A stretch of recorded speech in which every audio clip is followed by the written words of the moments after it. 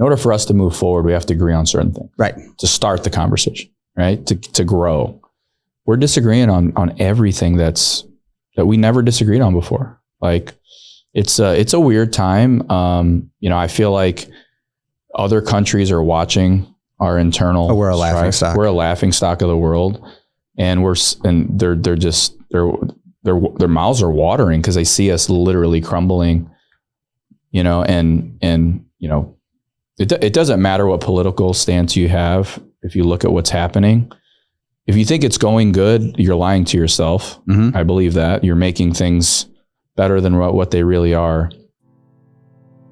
Hello, my friend, and welcome to this Business Monday episode of A Call to Leadership. I'm Dr. Nate Sala, your host. I'm so glad you're here. This 3-part series we're on, and we're currently on part 2, is on brand fails, sporting controversies, divided we stand. If you haven't listened to part 1, which is episode 118, I strongly encourage you to go back to that episode before listening to this one. I can't wait for you to listen in. I've got Sam and Travis back with me on the show. This is A Call to Leadership.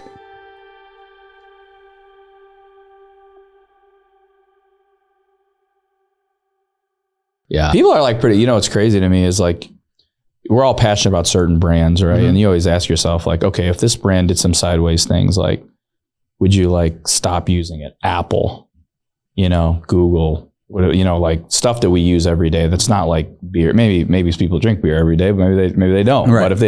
But it's like if Apple took a stance, or a company we're really passionate about, like, would you, would it keep you from being a consumer for them? I don't know. It would take a real, not really, because for me, I'm just not. Well, here's the thing. I'm glad you brought that up, because it's not the brand, it's the product.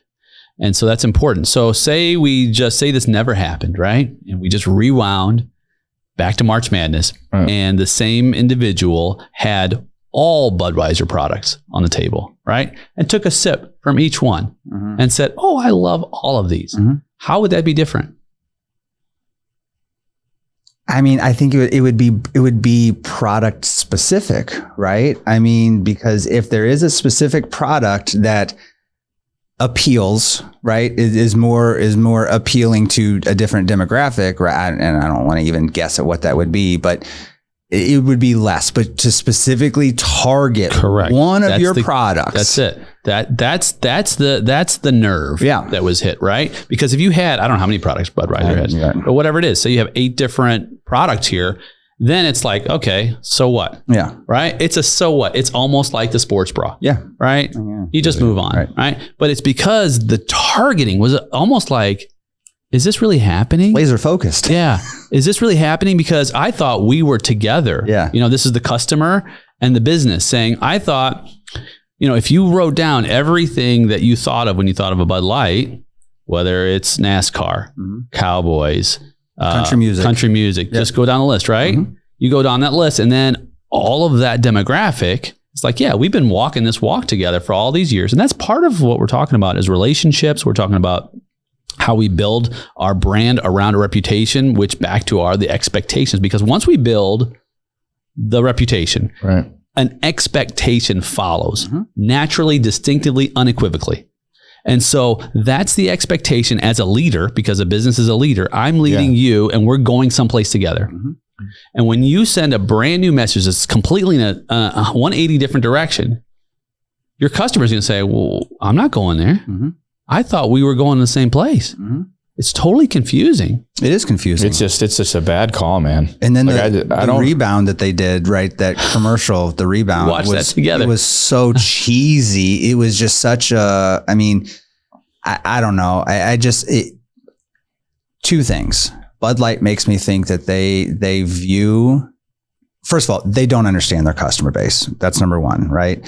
And number two, what they do think of their customer base is not high, because to create that type of marketing to try to fix this was such a blatant, it would, if I was a Bud Light drinker, I'd be like, you think I'm that dumb? Yeah, it's slipshotty. Like you think I'm that dumb that you can just parade a Clydesdale across America and it's all going to be okay. Show two, farmers getting off their truck and having a beer on a big porch in the middle of Kansas. You know what I mean? Like it was so ridiculous that it actually puts an even bigger light on how terrible Bud Light's marketing is actually right now. It's almost like you just cheated on your spouse. Yeah.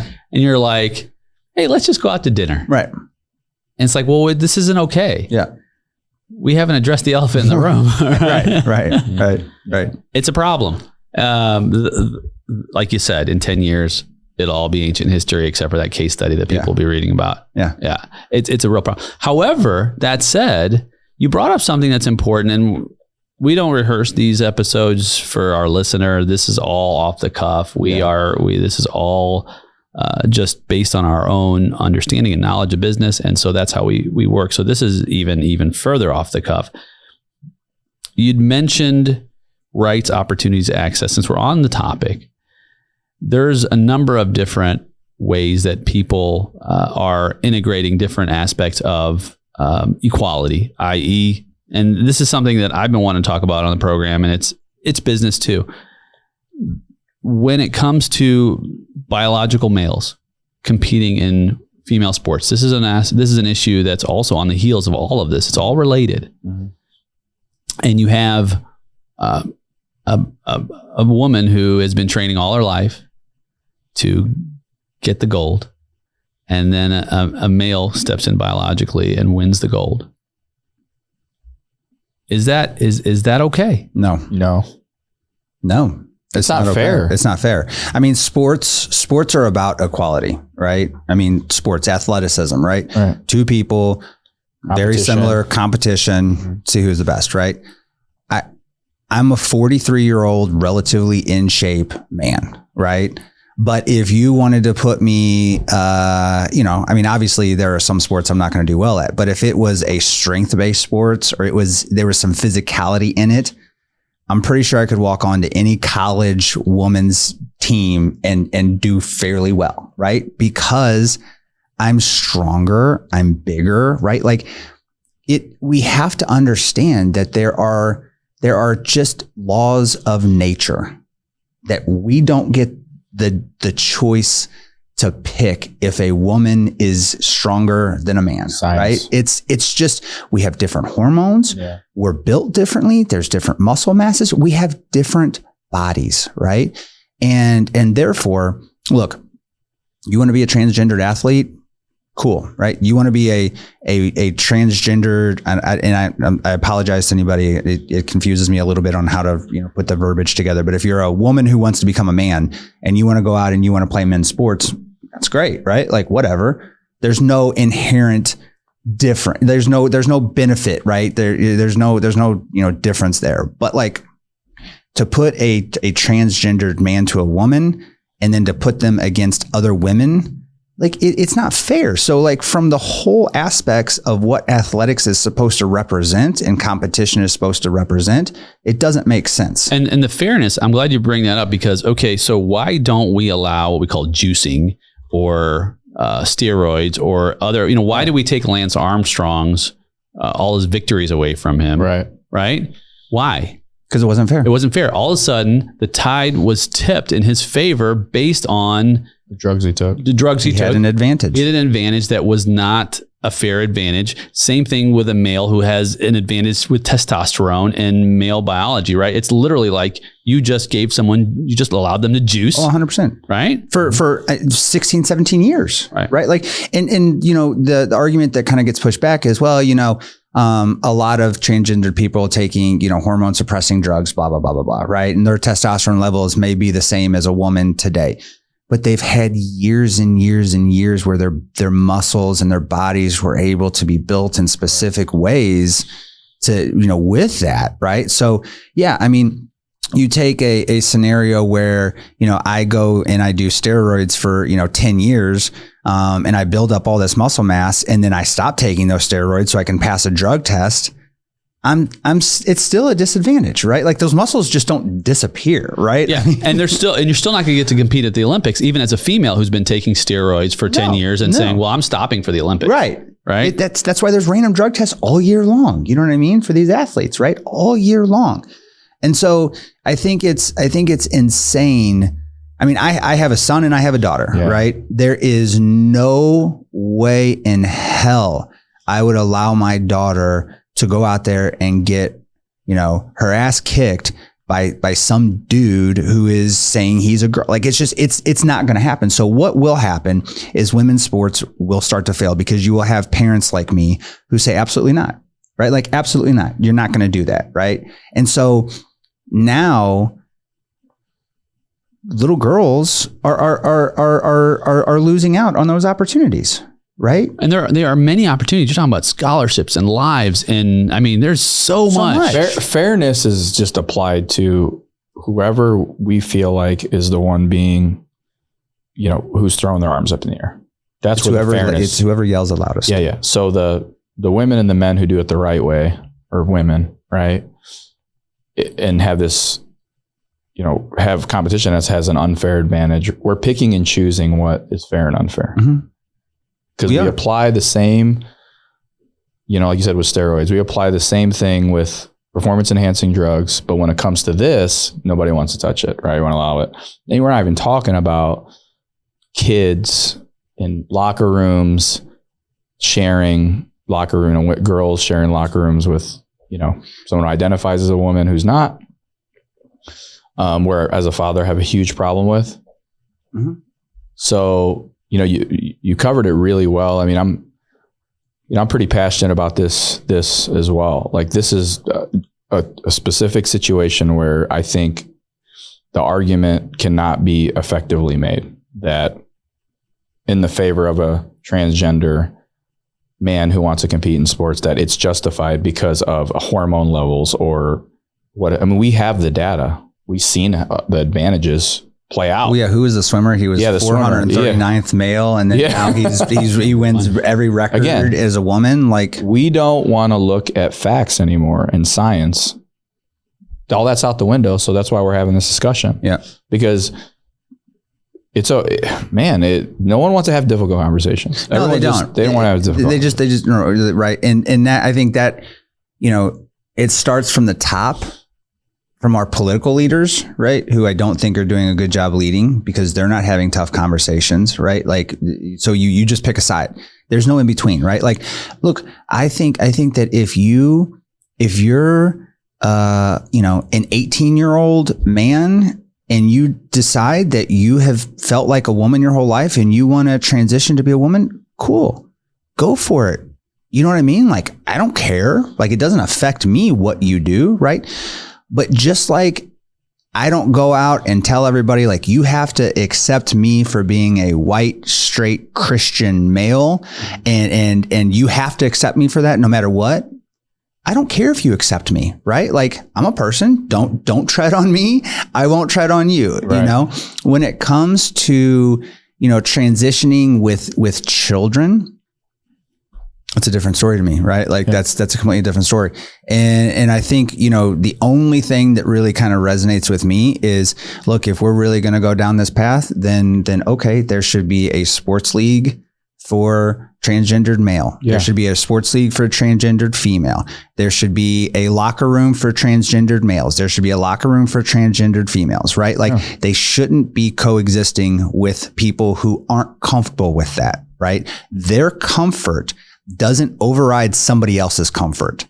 That's not equality. Yeah. You know what I mean? Equality is we are going to respect everybody's comfort level here. And if you want to have 6 different bathrooms, that's cool. As long as there's a men's bathroom for me and there's a women's bathroom for my wife and my daughter, cool. Have 72 bathrooms. I don't care. But don't force something on people that they're not comfortable with. And just say, well, these individuals' comfort outweighs your comfort. Exactly. Right? Yeah, it's got to be equal. Like equality is fine, right? Equality is great. Everybody is equal, right? I'm a believer in God. God has made all of us, right? Like we are all the same. But that's where it ends, right? We're all the same. How we use our talents, how we achieve, what we're skilled at, what we're not skilled at is always going to be different. And instead of just respecting differences, we want everybody to feel like they're the same when it comes to skill levels or talents or whatever, right? And that's not reality. And the thing that scares me is what happens when this generation gets older, right? Like what happens like when this generation starts taking over companies or starts taking over political life, right? Like we're on the decline. I mean, it is what it is. I mean, we're on the decline. We can't agree. In order for us to move forward, we have to agree on certain things, right? To start the conversation, right? To grow. We're disagreeing on everything that we never disagreed on before. Like it's a weird time. I feel like other countries are watching our internal. We're a laughing stock. We're a laughing stock of the world, and their mouths are watering because they see us literally crumbling. It doesn't matter what political stance you have. If you look at what's happening, if you think it's going good, you're lying to yourself. Mm-hmm. I believe that you're making things better than what they really are, and it's going to take this country is going to have to a lot of soul searching to do of who we want to be, right? Who we want to be for the next generation, for our children. What is this going to look like for them? And it's a scary. This proposition that's in front of us right now is very scary to me. And, from, kind of pulling it back to a business aspect is there's also a ton of opportunity right now, right? So if you are a business that's looking, starting and you're trying to figure out your brand and your reputation, right? I mean, you can go 1,000 different ways, right? I mean, you're not really held to the standard maybe 50 years ago that your branding needs to be. But there is a population that does not feel like they're being spoken to right now. They don't feel like they have a company that shares their values, right? And so this is a huge opportunity for a company to come in and fill that void. Right. Yeah. For sure. Yeah. And that's where reputation then is manifested through our values, and where Budweiser didn't adhere to their own values. And a lot of that, even you can look at it from, you talk about the C-suite through hiring, right? Just call it what it is. There is a breakdown in leadership because somewhere in the leadership model, someone didn't get the message that this is how we do business with who we do business. Mm-hmm. And they went out, either they went out on their own or someone in the organization or a group of individuals in the C-suite said, it's okay, just do whatever you want, right? We trust you. That's just not how compliance and accountability works. Not at that level, not at any level, right? So adhering, knowing what we value and who we value is essential to building a brand reputation that's sustainable, but sticking to it.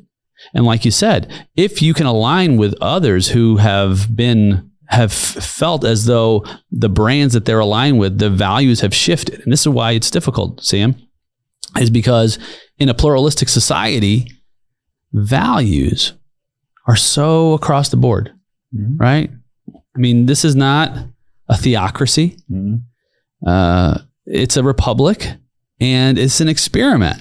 Mm-hmm. I mean, it was an experiment back when in the 1700s, and it's an experiment today. This is, and here's one of the things some of the founders of this nation said is that when we have a society that's based on majority rule. Mm-hmm. The only thing that keeps us together and keeps the society intact is morality. And this is another conversation, perhaps for another day, but that moral, the ethical fiber, the virtues, if you will, mm-hmm. Are what sustain, they believed, a republic that was a complete and total experiment at the time. And the challenge with that is that, of course, morality is also subjective, mm-hmm. right? Some people see it one way, some people see it another. At the end of the day, you can look at it from a lot of different ways. You can look at it from moral and immoral. You can look at it from right and wrong. You can look at it from legal and illegal. One way that I tend to focus on whether decisions should be made or not is based on wise and foolish, right? Because it's pretty difficult to argue whether something leads you down a path of wisdom or a path of folly, right? So just walking through this last piece that we're talking about, well, you know what? If I take a performance enhanced male genetically and I put him on a women's wrestling team, right? It's probably not the wisest way to develop the individuals who are on that team to strive for their best, because I'm injecting something that does not belong there based on what I've created as values, i.e. the values is that we don't have performance enhancing metrics in this equation, no matter what it looks like. Right. So that when I interject that, everyone else loses. And then what happens? Well, then you have parents like you who say, I don't think we're going to be joining this team. I don't think we're going to be going to this college. I don't think we're going to be doing this X, Y, and Z. You say, well, Nate, isn't that business 101 where you just some people choose and some people don't choose? Yeah, but what happens when you have a mass exodus? What happens when 99% choose not to? You go out of business. That's it. You fail. Which is foolish. It's foolish. You know, I think the difference is it used to be, at least it feels like it used to be, there was an American identity, right? America is a land of immigrants, of very diverse people, but people came together, right? And they said, we want to be Americans, right? Because it stands for freedom. It stands for, sticking up for the underprivileged, whatever, right? We're immigrants, we know. Right. So we did, yeah. So, but now it's like there isn't an American identity anymore. It's everybody wants their own individual identity, right? And that shift that has happened over, 50 years, 40 years, whatever the years are, right? Is now cannibalizing itself, because now you just have so many people who are like, this is the very, very, very small little group. I'm going to get on social media and that's the only people that I'm going to listen to. It's the only people that I'm going to, follow. And everybody's in their own little echo chamber. And everybody forgot that like we're a part of a bigger society here. You know what I mean? And sometimes you have to sacrifice for societal good. That has been lost somewhere along the line, right? I don't know if it was my parents' generation that fed it into us, right? That you're an individual, you can succeed, you can win no matter what, right? Right. But that's not what made our country. That's not what's going to sustain our country. And so, like, if you're coming out and you're starting, a company and you're trying to figure out what that brand awareness is, I would tell you, like, the pendulum will swing back. You know what I mean? It's swinging so far one way right now, it will swing back. And those companies that can kind of thread the needle on just traditional values, you know what I mean? Like not putting their foot one way or the other. You don't need to be a Democrat or Republican. Just be right in the middle and appeal to as many people as possible. Those are the companies that are going to sustain and are going to keep moving forward. Mm-hmm. Yeah. Just as long as you're not a presidential candidate, then it won't work. Yeah, that won't work at all. Yeah. You don't want to buy Obama beer? It's you said that very eloquently. I mean, you said the same thing about, advantages, and the way you said it is just a nice way of saying it's not fair. It's not fair. Right. Well, and here, side note, Trump, right? I mean, he was really popular. I never had a problem. I never stayed at his hotels, but I never would have had a problem. But once he became a presidential candidate, what happened to Trump Towers, right? People started not only boycotting, but they got violent. They got violent. You can't I just think this is the deal, right? Like if you're going to go into politics, go into politics, right? If you're going to go into business, go into business. The two should not commingle. They should not commingle. I agree. It's just that simple. Like they shouldn't commingle. So if you're a CEO of a company and you want to go into politics, then step down. You know what I mean? Like separate yourself, give your brand enough time to kind of clear the air to where you're not associated with that brand anymore, and then go do whatever you want to do. Yeah. Right. But when you step up and you say, I'm going to start this company, or I'm going to be the CEO of this company, like you are taking on a responsibility, and that responsibility has pluses because you're going to make a ton of money, right? You're going to live a life that 99.9% of the people in the world will never get to live. But there are downsides to that, right? You don't get the ability to just go run off at the mouth and say whatever you want to say, right? You don't get the ability to have necessarily these big opinions. You can have them, but you should not share them. Right. Well, and that's a good point, because politically, people say, well, political leadership, you should be able to identify with the masses. And the problem with that is that all leadership picks a lane, right? You can only go one direction as a leader. You have to pick that lane, which way you want to go. In politics, like you said earlier, at least in the United States, it's about a 50-50 split. Yeah. And both lanes are going in a completely opposite direction, right? So as soon as you pick a lane, 50% of the population is going to disagree with you. 45, I think there's a 10%. Is there about a 10% variance there? Maybe the independents, right? That's independence. Yeah. So now, and some have been able to thread the needle, i.e. like a Reagan, right? Who have been able to, in some ways, Clinton, I would say as well, Bill. Yeah. And we're getting more polarized now than ever, right?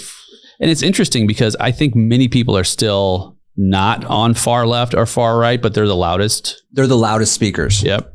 They're not. I mean, I think, traditionally the United States has fallen to a center, slightly leaning right society, right? Like that's where we are. You know what I mean? Like we I don't think so.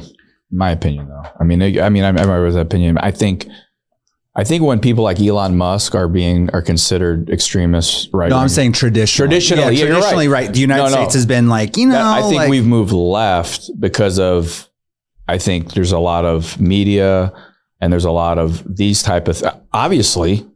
I think we've moved left because there's people who have an agendas to move us to the left, right? But I just think if you just did like a call, right? You called everybody in the country. Hey, how do you fall on these issues? You're going to find people align in the center to the center right a little bit, right? More probably fiscally responsible and socially a little bit more liberal. You know what I mean? But that's kind of where they fall. But you're right. It's the people who are the furthest to the right and the people that are the furthest to the left. So your 10% on each side are the ones that are at war right now.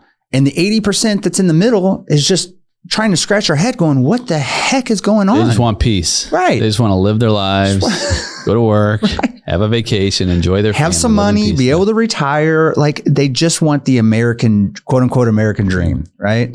House, 2 kids, white picket fence. Well, that's all been blown up. It's blown away. And that's all been blown up. So you've got 80% of the population who doesn't, I think mostly they're like me. I just don't care. You know what I mean? Like, I don't care what you do. I don't care. I'm not trying to stop you. But I also don't like the fact that I like blonde women because that's who I married shouldn't be that I get some special category because I prefer blonde women over brunette women. Like that, who cares? It's a personal preference, right? Like, I have the ability to do that, to date whoever I want, but like, it doesn't matter. And so I just think that identity politics is the thing that sells. And you've got these big corporations who are getting pressured from, I'm sure, employees, but they're surely not getting pressured by the people that they're supposed to be representing, which is shareholders, right? Because shareholders would say, stay out of this. Yeah. You hear the words virtue signaling and shareholders like, let's just not. Don't touch it. There's no need. It's about money. It sure is. It's about money. And if you keep it simple, right? Stay in your lane. Understand the responsibility to, now, say for example, you want to build a new reputation, right? Okay. Just know that there's cost to building a new reputation. You will likely lose those who have established a reputation with you. And that's not just like with businesses, that's with individuals. I mean, we're speaking, yes, the large business, the small, the medium size, but even us as individuals, we are a walking brand, right? Based on our own values. And people expect us to behave in a manner consistent with how we project our ethos, right? Our reputation. And when that begins to deviate, people will probably ask you, Travis, if you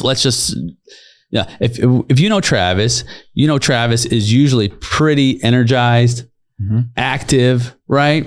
And you see Travis like ho-hum and he's just so mellow. And you're like, well, Travis, everything okay? Right? Yeah. Or me, Nate Sala, right? You see me dropping F-bombs and you see me just going all out. I would kind of, our ratings would go up. We probably get a lot more. But I think that's all what you're saying is a choice, right? And I'm going to even dig a little deeper into this, right? You could start talking about faith in God and be a Christian or a Muslim, or whatever it may be, and you're going to start alienating a bunch of people because some people don't want to hear about that. Correct. They want to hear you talk about business and leadership, but they want off the rest of that. You know what I mean? But you choose, right? Like Nate, that's a choice he's made, right? Which is okay, because there's going to be a big group that's going to be attracted to that type of, dialogue, right? So I think that there isn't a middle place where we all need to be. That's a safe spot. You're not going to always be in it because we're all different and we all have different views and we have different beliefs and we're passionate about different things. And that those things automatically will alienate you from certain people. That's just the nature of the world. You'll never live in the middle the whole time. But if you choose to take your business into a specific, like you said, you start taking these values on these specific kind of values, maybe woke values, maybe things like that. Now you've just alienated a whole group of people. And I would argue for the other side of it too. Like if you're going to come in with, a very, right, ultra conservative, guess what, dude? A ton of people. You're not getting everybody. No. You're going to get the 45% right that are going to be interested in what you're saying. So, or you just take your product and talk about that and leave all the rest of it out of it. And it's okay.